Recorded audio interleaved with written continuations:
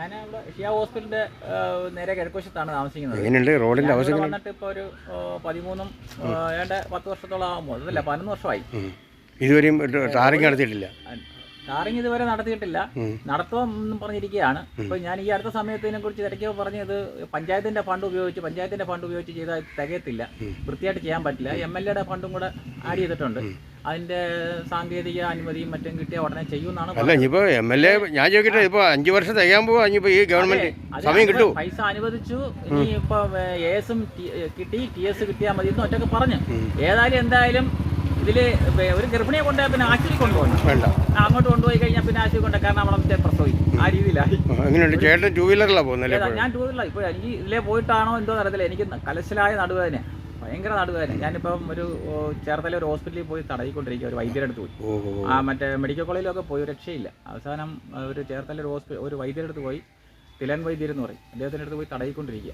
ആ രീതിയിലാക്കി നമ്മുടെ ഈ റോഡ് അല്ലേ? റോഡ് വലിയ മോശമാണ്, എല്ലായിടും ഇത്. പക്ഷേ ഈ റോഡ് ഇതാണ് അടിയന്തര പ്രാധാന്യമുള്ളത്. കാരണം എന്ന് പറഞ്ഞാൽ ഈ കുഞ്ഞുങ്ങൾ വലിയവരും വരുന്ന ഹോസ്പിറ്റലുകളാണ്. എനിക്ക് തോന്നുന്നു ഗവൺമെൻറ് ഹോസ്പിറ്റലിലേക്കായി കൂടുതൽ ആൾക്കാർ അവിടെ വരുന്നുണ്ട്.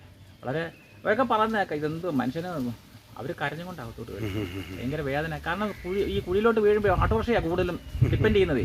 അപ്പോഴാ കുഴി വീഴുന്നുണ്ടെങ്കിൽ അവർ പറയുന്നത് കേൾക്കണം, എനിക്ക് നടുവേദന എടുക്കുന്നേ, എൻ്റെ കാലുവേദന എടുക്കുന്നേ, എന്നെ പിടിച്ചോ എന്നൊക്കെ പറയുന്നത് കേൾക്കാം. അത്രയ്ക്ക് അവസ്ഥയായി.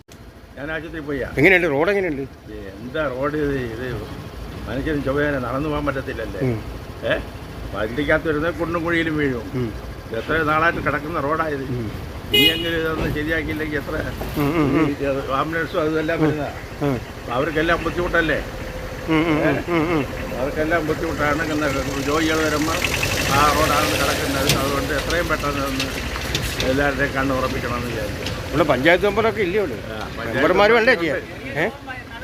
പഞ്ചായത്ത് മെമ്പർമാരെല്ലാം ഇതുപോലെ നോക്കി നടക്കത്തേ ഉള്ളൂ. അവരാരും ഒന്നും മിണ്ടത്തില്ല അതിനെപ്പറ്റി.